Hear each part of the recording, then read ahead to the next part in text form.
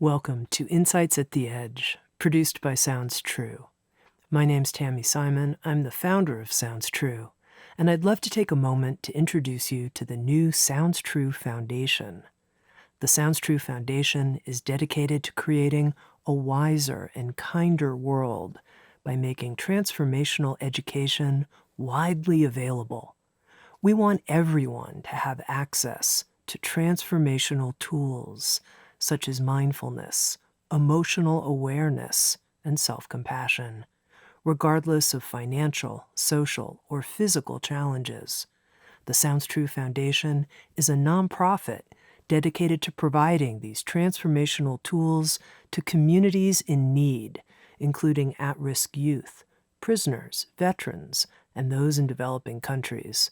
If you'd like to learn more or feel inspired to become a supporter, please visit SoundsTrueFoundation.org. You're listening to Insights at the Edge. Today, my guest is Diana Winston.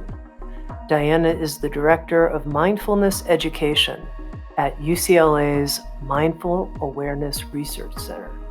She's a well-known teacher, called by the LA Times one of the nation's best-known teachers of mindfulness.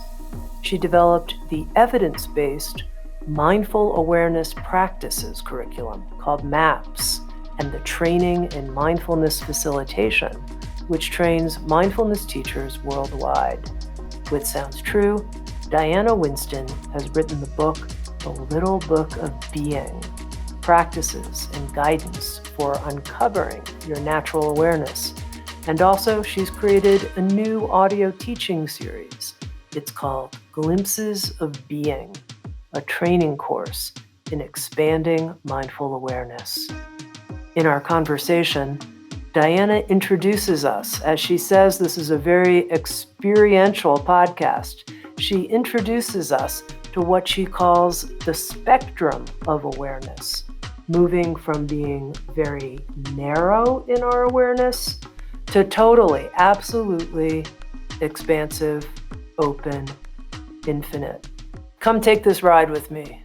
Here's my conversation with Diana Winston. To begin, Diana, on a personal note, I wonder if you can share with our listeners how you first came to the practice of mindful awareness. Well, I got started right after college when I was very lost and confused and depressed and not sure what I was doing with my life. And I was traveling around Asia. This was like the late 80s. And I ended up in Dharamsala, where the Dalai Lama has government in exile. And I did. Everybody was into Buddhism, and I was not at all. I thought it was. I was a political activist, and I thought, like, Buddhism. Why would I get into that? But everybody was doing it. It was sort of peer pressure. So I ended up getting interested in taking some courses, and I remember early on sitting in the back of a course with a big bar of chocolate and wrapping it very loudly and being quite skeptical.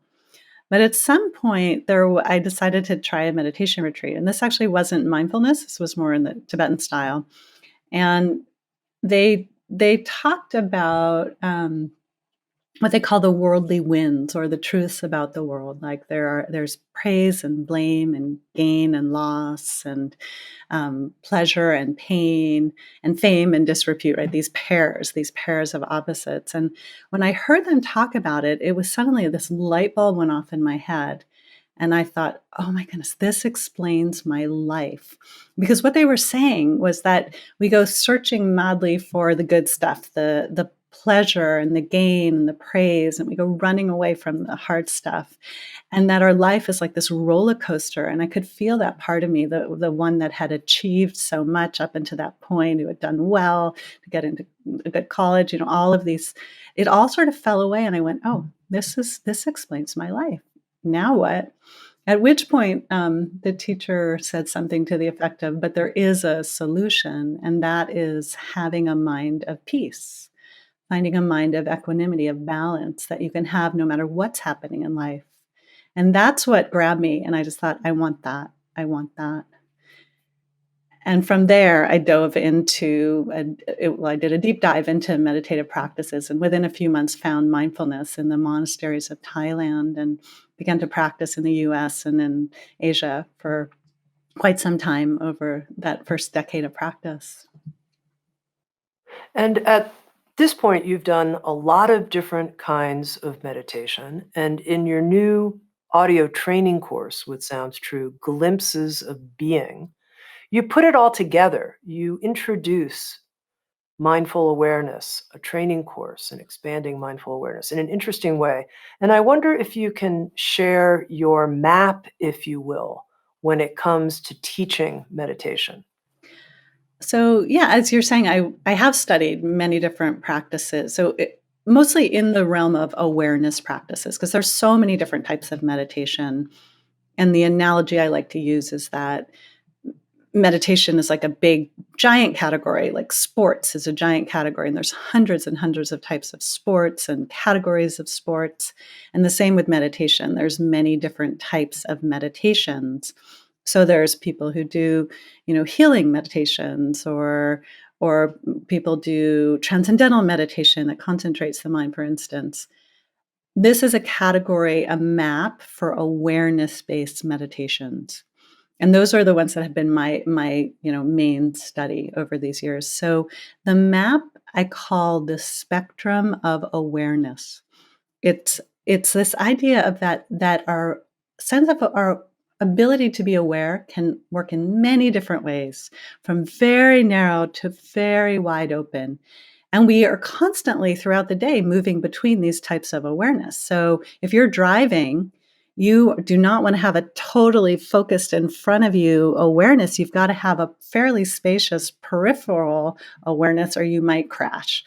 So this awareness is moving in different directions all the time. And what we can learn to do through this map is we can start to see what practices cultivate what types of awareness, because different meditative teachings teach different things.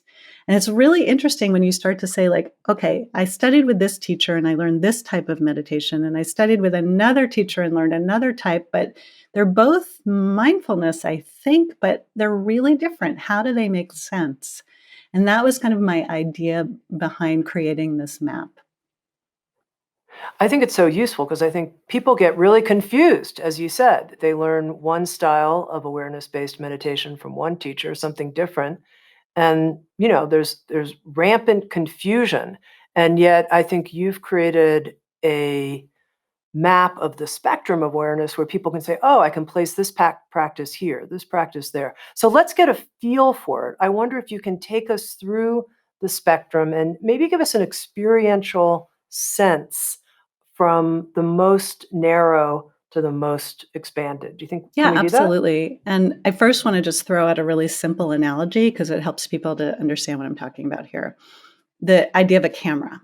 So a camera can take a photograph that has a telephoto lens. It's really narrow. You're looking at something up close. Can take an ordinary picture, can take a panoramic lens picture, wide open. And so, in the same way, our awareness can be narrow, it can be mid range, it can be broad. And there are associated practices that go with each of these. So, let's start with the most narrow. Now, the most narrow is what I call focused awareness. And focused awareness is exactly what it sounds like. It's when you're focusing your attention on something and you're staying with that thing, and you're, no matter what is pulling you away, your thoughts, a sound from the outside, whatever it is, you stay focused on the whatever you're focusing on, which typically is your breathing, but it could be something else. So this practice is really, really helpful, especially when you're starting out. It helps to calm our mind, bring clarity, bring stability to mind. So, most of you, if you've practiced mindfulness, you've probably practiced in this way. It's what's typically taught. So, let's do it a little bit just so you get a sense of it experientially. Wonderful. So, just invite you wherever you are to settle back. And if you're driving, don't close your eyes. Take a breath or two and notice your breath. Like, bring your attention to your breath You might notice your abdomen rising and falling, or your chest expanding and contracting. Or maybe you feel the air moving through your nose. So let yourself land on one of those areas and stay with it, feel it, sense it, expansion, contraction, rising, falling. And then your attention might get pulled away, probably will, and just come right back. So you're with your breath, your attention gets pulled away, you bring it right back. So try it for a moment.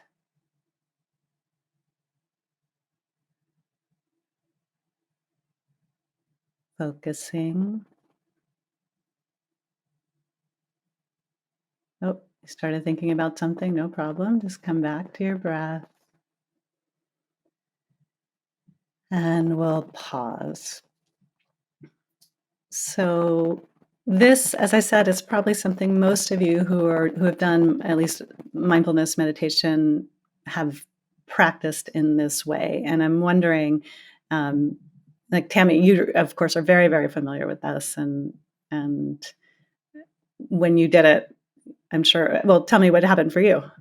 Well, it's kind of like a tight focus is the way I think about it, and really tethering my mind directly to that breathing process. And I liked it doing it here with you. I felt calm and focused and centered. It was enjoyable. Oh, good.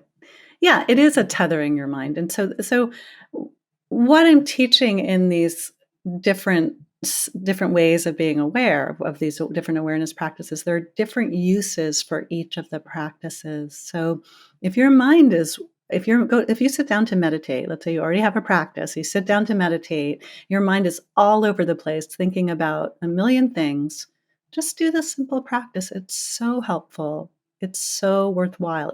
It calms and concentrates our mind. It builds concentration. So that's the focused awareness category in this. That's that area. And then what happens as we do is now is we're going to move a little more expansive, move from focus to what I call investigative awareness, or sometimes it's called flexible awareness. Our awareness is more flexible here.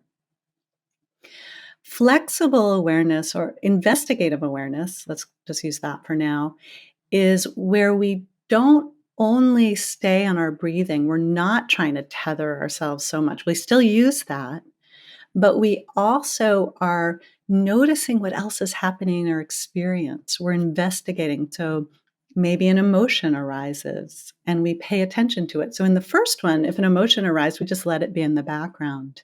In the second one, when an emotion arises, we check in, we feel, what am I feeling in my body, in my heart? What's happening? There's constriction in my belly, there's tightness. So we notice what pulls us away and then we come back. And we do it in the spirit of understanding, investigating our world. So some people think that mindfulness practice is just what we did in the first one, but it's not. It actually includes an ability to be aware of many things that are happening in our experience. So I'm going to demo this one. Wonderful. Okay. So settling back into a comfortable posture, your back can be upright if that's accessible to you, and eyes can be closed if it's safe, and if it doesn't feel comfortable, leave them open. That's fine. And let your attention come to rest on your breathing. So can you feel your breath? Maybe it was on your abdomen, in your abdomen, in your chest or nose. Feeling the breath. Now, don't just stay with your breath. If something pulls you away, this time notice it. Don't immediately come back to your breathing, but see what pulled you away. Maybe it was a sound from outside. Maybe it was a thought, a memory. Maybe it's an emotion, a body sensation. So, staying with your breath, something pulls you away, notice it, and then come back. And now let's actually investigate actively. Notice what you're feeling in your chest area, any kind of emotion that's present for you. Maybe there's sadness or anxiety or irritation. Maybe feel constriction or tightness, warmth. See if you can let whatever is here be here. Breathe, soften, and now come back to your breath. So noticing that. Take another 10 seconds on your own just to see what's happening. Letting whatever is here be here.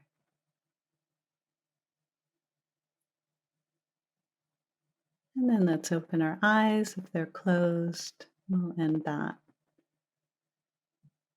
So this is pretty different than what you did, but it's still related to the first one. It's similar in some ways, right? Because you still stay connected to your focus, or some people call it a meditation anchor. But you have a little bit more room to roam here and to explore. So curious, Tami, what happened for you when you did that? Yeah, for me, it reminded me of what one of my dogs is like when we go outside together in the yard, and she's like sniffing all around, and then she comes back to me, but then she goes and sniffs all over the place and comes back. That is awesome. I love that. And my dog's the same.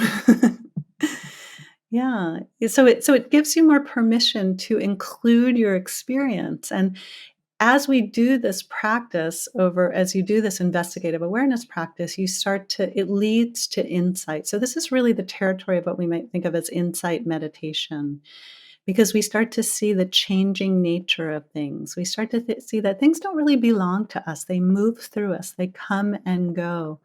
And this territory of investigation. And it's also a pretty interesting territory. It's much less narrow. It's a little more open. So let's try the third one. And the third one is what I call choiceless awareness. It's also called open awareness. And this is akin to when we just sort of sit and notice our experience moment after moment. It's like if in the Zen world, it's called shikantaza. So it's kind of just sitting. It's noticing whatever is arising as it arises. And I'm gonna I'm gonna show it to you in a kind of fun, playful way that you can even do with kids, for instance, because it's a nice way to get a sense of this one. So if you want to once again settle back, the key thing with this particular type of awareness is that we don't go back to our focus. We don't need to go back to our breath because our mind is stable and clear and can notice whatever is happening. So, first, I just invite you to notice the sounds. There may be sounds in the room that you're in, sounds outside. So, notice the sounds as they come and go. Just noticing them, not getting lost in a story, just noticing the sounds. Now bring your attention into your body. Can you feel any sensations in your body? There's movement, heaviness, tingling, warmth, vibration. Maybe one area is really obvious to you. Maybe different things are happening in your body. Now, once again, notice what's happening for you and your emotions. Is there a particular emotion here, like sadness or joy, frustration? Simply notice and feel. How am I feeling right now? How about my thoughts? Can I notice my thoughts? What's happening? Planning, imagining, remembering. Okay, now let's go to some other things we don't normally notice when we meditate, but how about smells? Can you smell anything? Any scents?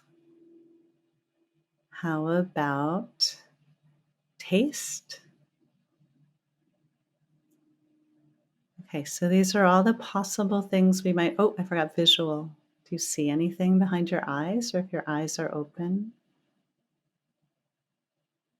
And now I just invite you to be with whatever happens. So take away all the rules and just notice what's happening, one thing after the next. A sound, a memory, a sensation, your breath, an itch, a feeling, and see what happens just for a short time. Go.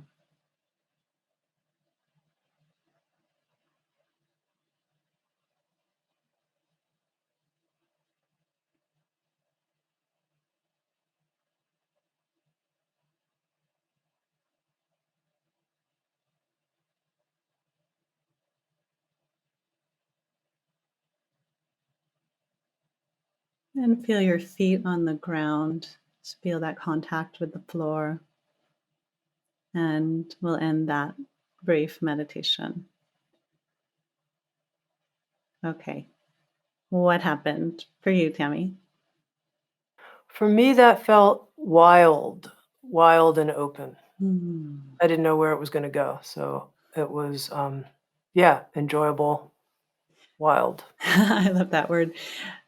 It's a lot of permission, right? And to say that this type of open awareness or choiceless awareness sometimes shows up in our meditation practices, right? And we don't even know, like, wait a minute, it's hard for me to pay attention to my breathing, but I can notice everything else. Oh, this is part of being aware. This is another practice on this spectrum of awareness. But it also, for some people, can feel overwhelming, like it's too much, and that's fine too. And as have, I often talk about, like, they're all really valuable. They're equally valuable. So if you just did that practice and it felt like too much, then stay with the ones that feel more comfortable. Shall I move to the last one? Yeah, let's do it. Okay.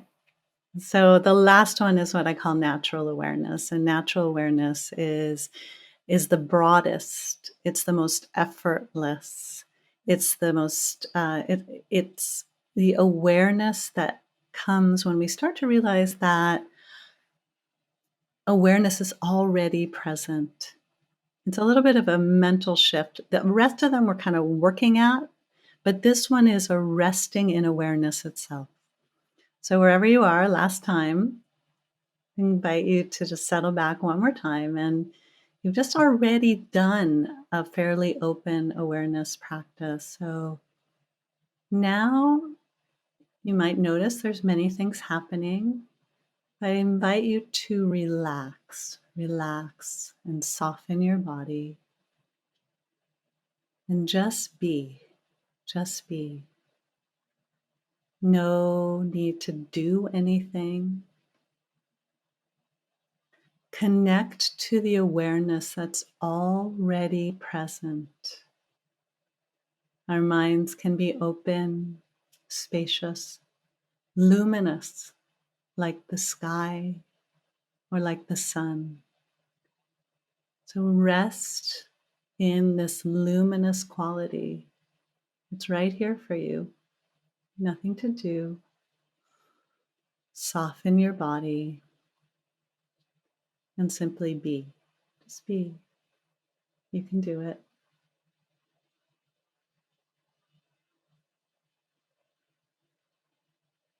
One more deep, soft breath, letting go into the awareness that's already present. Feel your feet on the ground.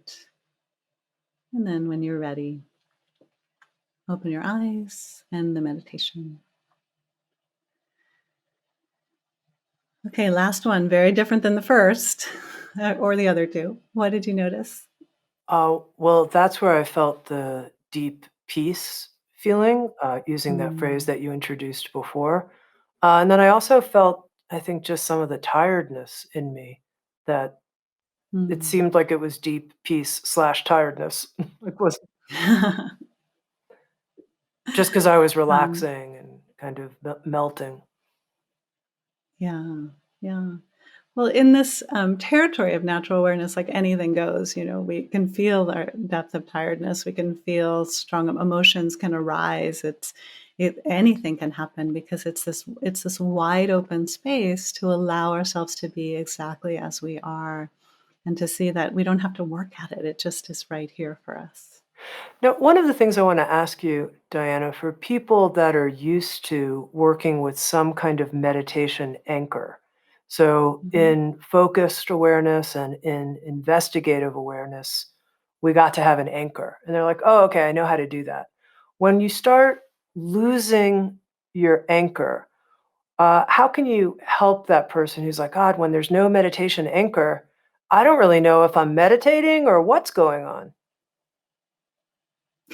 So it is, first of all, you don't have to do it, right? So one of the things that I like about this model is that we can be wherever we are and it's fine.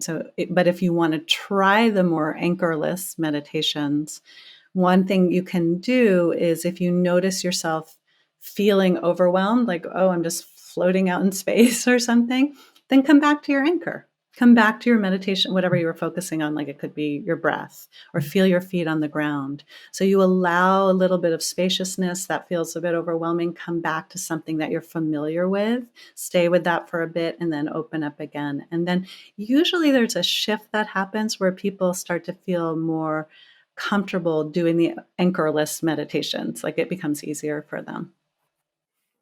And in your book, The Little Book of Being, when you're writing about natural awareness meditation, you write that we can marinate in that resting that we were just exploring and then refresh. And I'm curious, how do we refresh ourselves in natural awareness meditation? With natural awareness meditation, I tend to teach what I call glimpse practices. And I just did a little one with you all right then when I just kind of talked it through. But they're practices that help us to access this quality of really with a wakefulness, this full capacity to be entirely present without much effort. That's really what I'm pointing to. So these glimpse practices, I have maybe like 25 or 30 tools to help us do that. So the idea is once your mind is settled, so for instance, you might start your meditation session with a few minutes of focused awareness and then try a glimpse practice. And, I can share some of these. And then if that evokes in you a quality of resting mind, of a mind that feels quite spacious, alert, present, then you marinate, you stay there, you rest in it. And then if you start to find that you get caught up in things, oh no, I've got to call this person or I have to do that or what, then you simply refresh. And refresh is an analogy to of in our computer when the web page gets all wonky and you hit refresh and then it comes back to where it was. So you can refresh by either reorienting back to the natural awareness or throw another glimpse practice in and see if that helps. Can you give us an example of maybe let's go with two? Let's two of your favorite glimpse practices at this point in your life. Hmm. Okay. Um, I'm going to have everybody try it, right? Um, So let's once again getting settled here. This is a very experiential podcast. um, we'll just take a moment to feel our feet on the ground.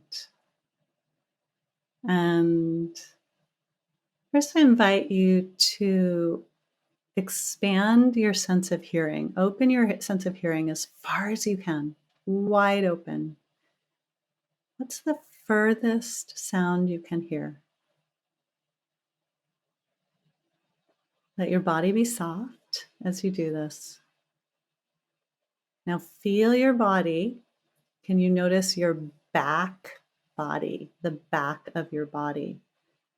Most of the time we're facing forward, but now let's notice our back body and soften your back body and become aware of the space behind you. And then allow it to expand 360 degrees. So it's like we're sensing into the expanded space above and below, 360 degrees around you, as far out as you can feel or sense, and add the hearing to it. So now we're listening, we're feeling, and keep soft, soft belly. If you want to even open your eyes and feel the expansiveness so that we're looking peripherally. So now we're in a very spacious state, perhaps. And if it does feel overwhelming to you, just feel your feet on the ground, feel your legs on the chair. But if it does feel spacious and relaxed, just soften and enjoy this space. Enjoy the spaciousness, this mind like the sky, vast, open, spacious. Everything that's happening is like clouds floating by, just clouds floating by. Rest and breathe. And then we'll pause. We'll stop this little meditation. Well, first of all, I have to say I love this experiential podcast, and I love that experience, that total open sky. How do you know if, when you're doing natural meditation like that, if you might not just be getting like super spaced out? Like, what's the difference between resting in natural awareness and being super spaced out? Yeah, that's the danger. Absolutely. I mean, one could say, oh, yeah, I'm doing natural awareness meditation, but you're taking a nap or you're just spacing, thinking about things. So it requires that the practitioner pay close attention and not delude themselves and notice, like, okay, what's happening? Is there awareness here, or am I lost in thoughts? And if you catch it and you realize, oh, I'm just kind of thinking about everything and spacing out, then you reorient yourself. You go, okay, so just letting go, dropping back into something that helps me return. It's not a big deal. And it happens all the time with people when they're doing this. Okay, so when we're practicing meditation on the narrow side of the awareness spectrum, and we have our meditation anchor, and it's like, oh, yay, I'm meditating. I'm really doing it. I'm following my breath. I come back to my breath. Yeah, I know what I'm doing. And there's a sense of being a meditator who's meditating. Now, it seems to me, and I'm curious what you have to say about this, that as we move to the more expanded side of the spectrum, there's somehow more of a collapse of a person who's doing a meditation practice and more of just sort of life arising and life emerging, which can be kind of disconcerting, I think, to some people, maybe interesting to others. But what do you think about that? Kind of like the person meditating versus some kind of self knowing quality that seems to emerge. And there is no meditator, even. Well, it definitely follows along with how these practices are taught. Um, so each of the practices are derived from different teachings that I have had. And so the ones in the more narrow end come from the insight meditation world. Although I want to be really clear that in some teachers of Southeast Asian Buddhism, for instance, teach a more wide open and spacious type of mindfulness. But predominantly, where it is more of like a doer, a meditator. That's the approach, and it's such a valuable way to meditate. You know, it's not like there's a problem to have a doer because it's an easier access door into, like, okay, I'm going to meditate and here's my experience. And then the ones that come out of the more spacious non-dual end, and for those of you familiar with these types of teachings, they're like from Tibetan Buddhist practices such as Dzogchen and Mahamudra. They're connected to Advaita Vedanta. These are these practices where the self tends to disappear, or it's not, there's an emphasis on the removal of the self. So another of the glimpse practices that we could have done today is where we investigate the nature of I, like who is noticing, who is having this experience. And oftentimes people, when they start to investigate the I, can't really find it. And so it's just an interesting, this is the feature of this type of practice. And there's a great relief that can come sometimes when we realize like we're not the center of the universe, that there's a more of like life, you were sort of saying it beautifully, but like life doing itself. It's moving through us rather than like me, the doer. There's more spaciousness, ease, more well-being. What happens for you when you ask that question, who is aware, as a glimpse practice? What happens? Well, different things happen at different times. That practice is, it's like an oldie moldy practice, right? The Ramana Maharshi would have people try to find who is the knower, like investigate who is noticing, who are you? And when I teach it, I'm actually very clear, and I'll say that right now, that you're not supposed to have an answer. Like there's not a final answer to that question. What the question does is it invites you to open your mind in a new way. And as you do it, and as you look, sometimes, not always, people have an experiential sense of, "Oh, I don't find the doer." And that's what can happen to me sometimes. Sometimes I do it and I think, oh, that's a dumb question. I don't know. I don't care. That is truly what can happen sometimes. But other times it's like there's a sense of freedom that might come. Like, where is that doer? Who is she? Where has she gone?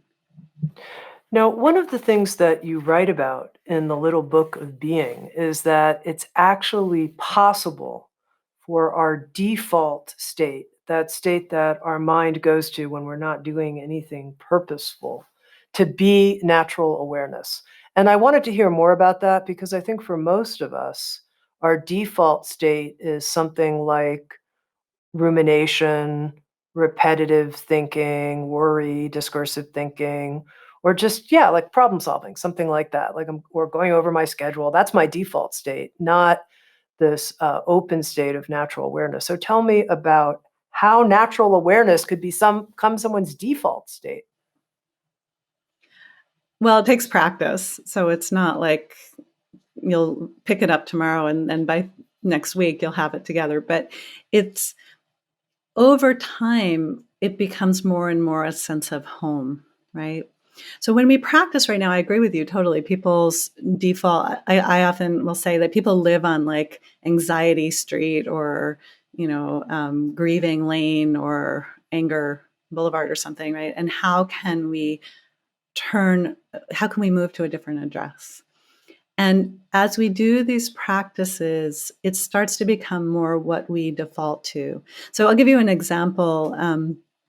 I was just talking to a student recently who said when they were waiting in line, every time they were waiting in line, they used to like pull out their phone or start worrying about something. But now what he does is he rests his attention in awareness. And it's these little moments throughout the day that once you start to do that more and more, that you come back to this place. This is a place. Natural awareness has this quality of like inherent safety and a kind of goodness, like it's. I sometimes call it our fundamental well-being. And so when we can move our street to a different street and live more from this place through practice, and then through practicing in our daily life, it starts to be more and more of who we are. And it's gradual for most people. Now, I mentioned to you that for some people, having a meditation experience without an anchor can feel scary or disorienting, something like that. And you said, well, go back to having an anchor. And of course, that's a completely legitimate response. Just go back, you can experience your breath in your belly again and feel safe and relaxed.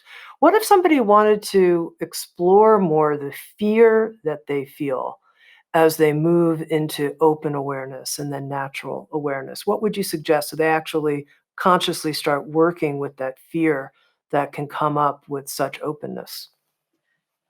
Sure, it's an interesting question. What I recommend is so first, it's going to be a meditator who has a little bit of stability or experience under their belt.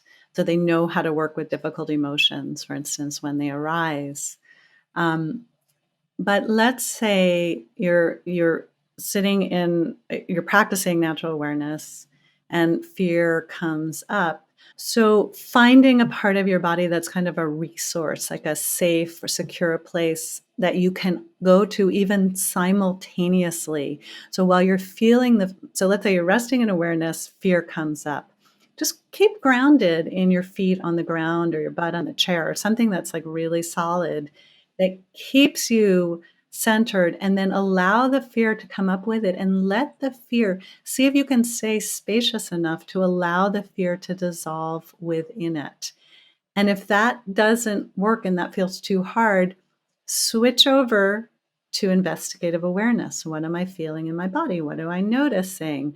Oh, my heart is racing. My stomach is clenched. So we're just bringing in the tools when they're needed, but it's absolutely workable.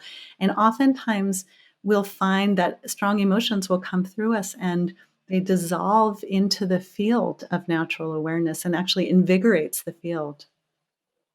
Now, Diana, this map that you have of the spectrum of awareness that you're experientially introducing us to here, which I appreciate, is this something that you took from a different tradition and you said, I'm just going to bring some different words to it? Or is this really a map that you put together based on lots of different meditative experiences that you had with different types of approaches? It's the second one. I have developed it, but in conversation, dialogue with a lot of my colleagues and peers. So it's not like I just made something up and said, "Okay, let's try it." And it's really just a way of taking these multiple meditative practices and helping them finding the linkages and helping people to see how they relate to each other. And so I'm drawing from multiple awareness teachings to come together as as one map, essentially. Well, first of all, how brilliant of you. So thank you. Oh, thanks. It's so helpful, I think, and so thank you for that.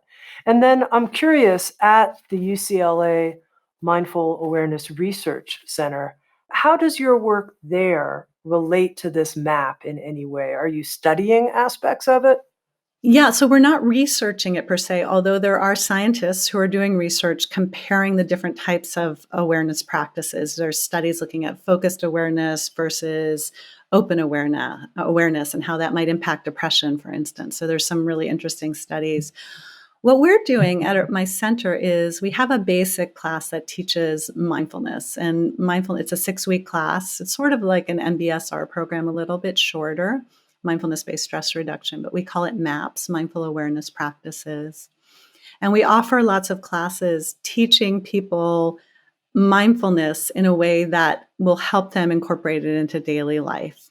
And over the 6 weeks of that course, we go from from a narrow focus to a wider focus. So you're seeing it like embedded in these courses.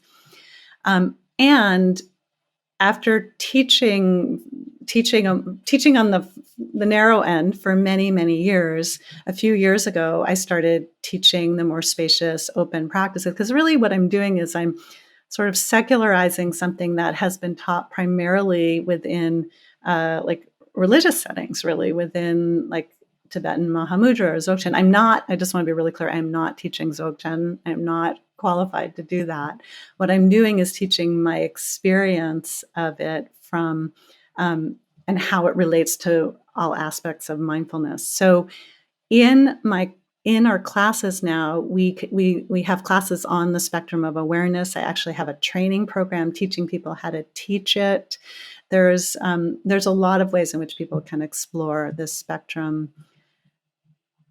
And just one more thing to say, it's also kind of about an approach. You know, when I first started meditating, I described myself as at the very beginning of our interview, I described myself as being very like type A and driven, or maybe I didn't say it quite so clearly, but when I got into meditation, I wanted to like get my A in meditation. I was struggling so hard to meditate and I worked really hard. So that meant like years of long retreats and staying up as late as I possibly could, trying to meditate, trying to be a good meditator and get my A and get enlightened or something. I don't even know what I was going for, but I was very serious at that point. And ultimately, I burned out. It's like you can't sustain that level of practice. The mind gets too tight. It's overwhelming. And that happened to me when I lived as a Buddhist nun in a monastery in Myanmar, Burma. And it was there that I discovered the more relaxed, spacious, open practices as a kind of antidote to the struggle in meditation. And so the reason I'm saying all this is that we try to infuse this balanced effort, this spaciousness with even with the beginners. Like, yes, try hard, but from a place of love and acceptance and kindness. Like, you want to keep your attention on your breathing, but be so gentle and compassionate when your mind goes off, and allow yourself to have the that to just be as you are. This is like an underlying kind of theme to the way we teach, I think, at our center. Now, you mentioned that you lived as a nun for a period of time. How long were you a nun? And did you think you were going to be a nun for your whole life? No, definitely not. I did it for a year. I actually went in thinking 6 months, but I stayed for a year. And yeah, it wasn't it, but I knew that I would come back. Although there were periods of time when I was there and I thought, this is pretty nice. I don't know if I ever want to come back again. But then I did. Right. So it was just a temporary Hmm. nunhood. And it sounds like it was a tremendously beneficial experience for you, especially in terms of the depth of insight you had about meditation. It was one of the pivotal moments or years of my life, but it was incredibly hard too. So it wasn't like all rainbows and Yeah. unicorns or something at all. Yeah. Yeah. Which reminds me of one of my favorite chapters in your book, uh, The Little Book of Being, where you write about not being a bliss ninny. And I wonder if you can share some about that, because I think sometimes the kind of people who are drawn to natural awareness, at least this is something I've seen, can be people who have affinity for that kind of spacious, blissed out way of being. I mean, I have some of that in me, so I can really connect to it. But you're saying don't be a bliss ninny. What do you mean by that, the ninny part?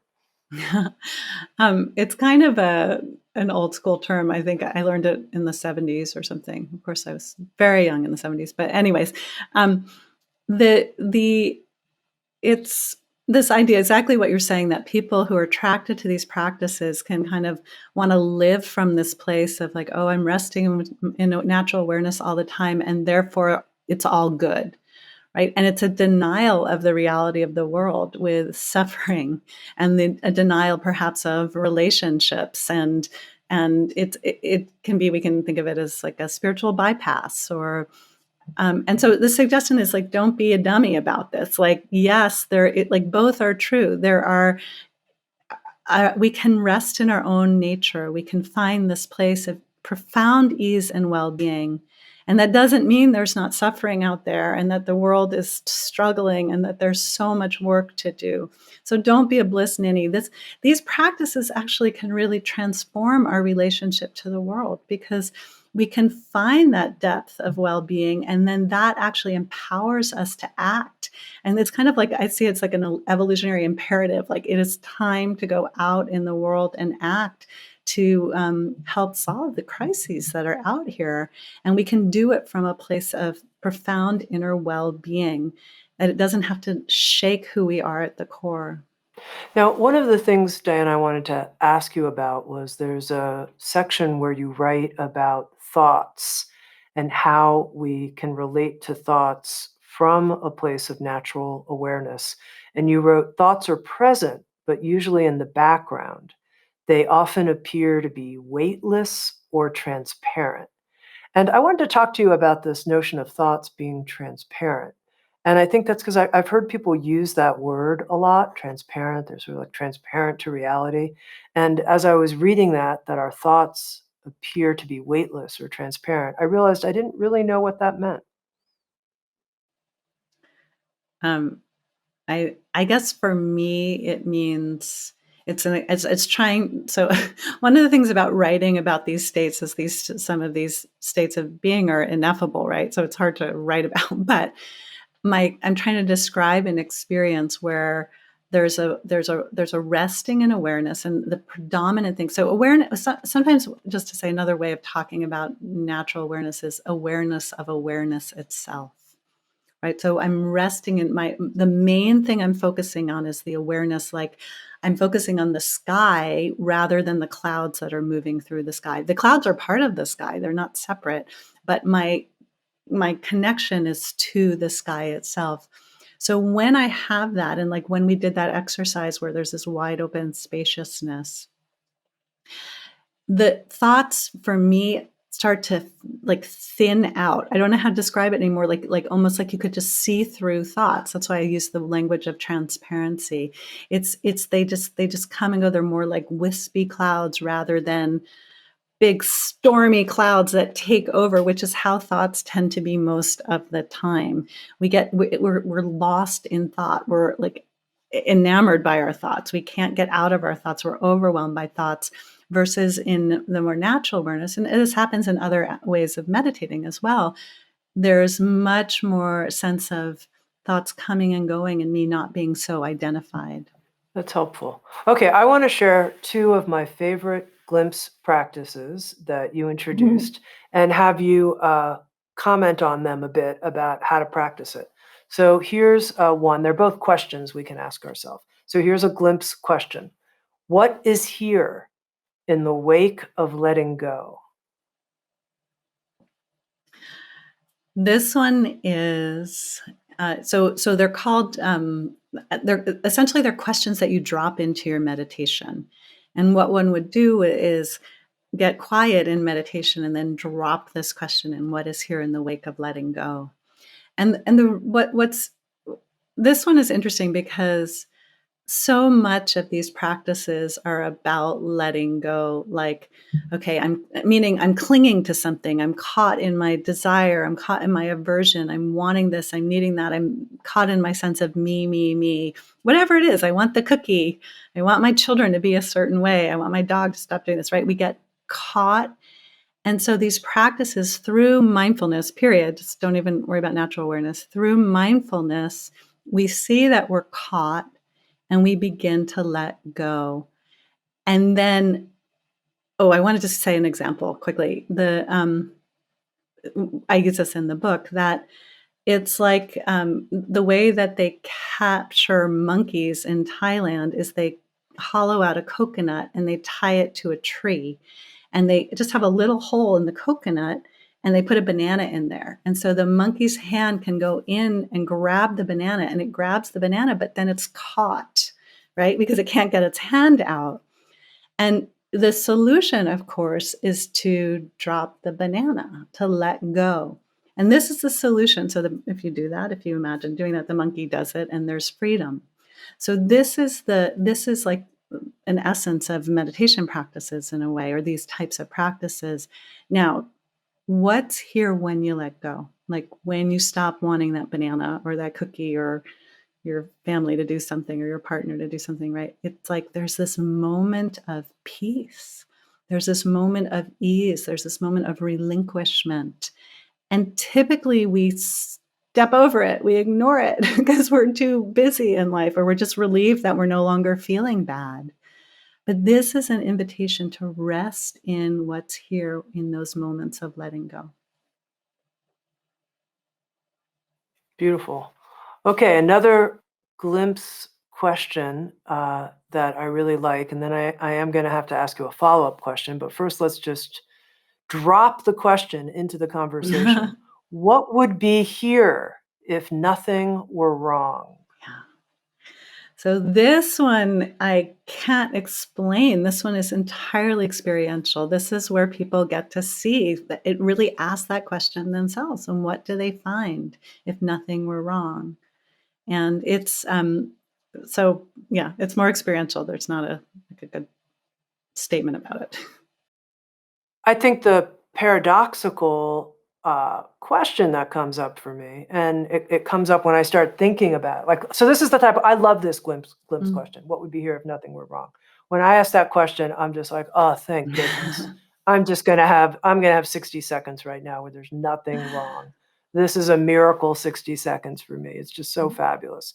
But then I think about your saying about don't be a bliss ninny. Mm. And I think there are so many things that are wrong. And I better come out of meditation and keep addressing all those things. So somehow there's truth in all of this. What's your framing? I like to think about holding both, honestly, that we can cultivate this part of ourselves that is connected to the idea of like, or like at least the vision of nothing is wrong. And at the same time, we are not in any way losing sight of all that is wrong. And so, I think it was Suzuki Roshi who said things are perfect as they are and they could use a little improvement, right? So it's like holding both simultaneously. But don't come out of meditation because you're like, oh no, everything's a mess. Like stay in that rest and that enjoy, marinate, right? Really let yourself have that. And then there'll be a natural conclusion. And then you come up and you work and you do, you do incredible stuff for this world as you always do. So. Mm-hmm. All right, Diana, to end our conversation, you created with Sounds True this audio training course called Glimpses of Being. Approximately 6 hours, you go into depth teaching on the full spectrum of awareness.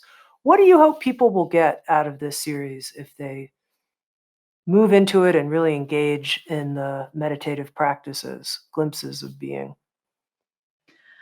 So I'm hoping that people will have a fuller picture of ways to practice awareness, and that I think we get stuck in our ruts where we've learned one way to meditate. For instance, I was teaching recently these practices, and someone said to me, I didn't know there was anything else to do other than notice my breathing. So that's really common. And so I'm hoping that people will see the full expanse of ways of practicing. It's also a tool that can help them assess or identify what's happening in their meditation. So for those of you who are long-term meditators or even more recent meditators, you can say, oh, this is kind of where I am. And here I'm stuck here. So what do I do? So you can use it to address issues like I'm really, really restless in my meditation. What might be the best approach? And then finally, it can be used to expand your repertoire. Like, how much fun is it? For those of you who like to meditate, and I'm one of them, one of those people, it's like, oh, there's all these new ways to practice, and there's so many interesting things to learn and to deepen my practice. So identify, work with difficulties, and expand and enjoy. I've been speaking with Diana Winston. She's the director of Mindfulness Education at UCLA's Mindful Awareness Research Center. She's written the book with Sounds True, The Little Book of Being, Practices and Guidance for Uncovering Your Natural Awareness, and has created a new audio series called Glimpses of Being, a training course in expanding mindful awareness. Thank you, Diana. Thank you for the brilliance of your work and how helpful it is. Thank you so much. Thanks, Tami. It's great to be with you. Thank you for listening to Insights at the Edge. You can read a full transcript of today's interview at soundstrue.com/podcast. And if you're interested, hit the subscribe button in your podcast app. And also, if you feel inspired, head to iTunes and leave Insights at the Edge a review. I love getting your feedback, being in connection with you, and learning how we can continue to evolve and improve our program. Working together, I believe, we can create a kinder and wiser world. Soundstrue.com, waking up the